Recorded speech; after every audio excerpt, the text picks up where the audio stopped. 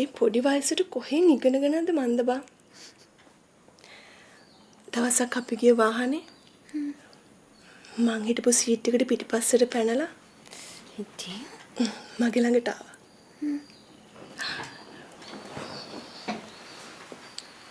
රෑ වෙනකල් ඉන්න ඉවසිල්ලක් නැතුව.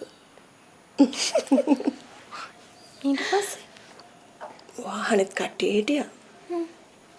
ඒත් මේ අකා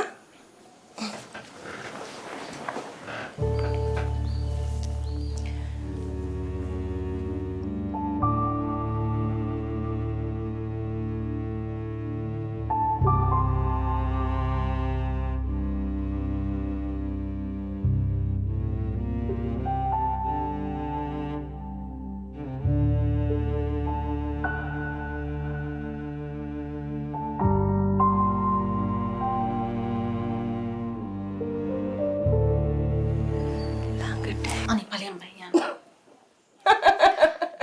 ඉන්ටර්නෙට් එකේ ඔය වගේ කතා ඕසට තියෙනවා.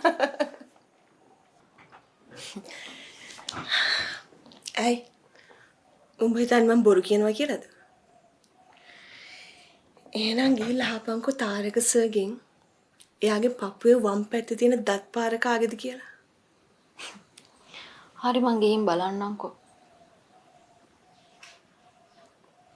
මොනවද? තාරක සර්ගේ පපුව. කවුද බලන්නේ? ඒ බන් දැන් උපමනේ කිව්වේ. තාරක සර්ගේ මේ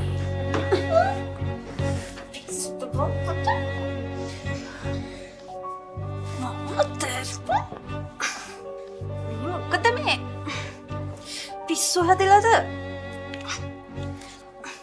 මාව මැරෙයි. මැරෙන්න තමයි ඔක බෙලමිරි කන්නේ. පිස්සු හැදලාද මන්ද? මේක දැනගන්න. තාරක සර්ගේ එක මයිලකට හරි කවුරු හරි අතක් තිබ්බොත් මේ සුදු හැපෙන්නේ අන්නේදාට කළු හැපිනියක් වෙනයි නතර වෙන්නේ. පිස්සු හැදලාද මන්ද? යනවා.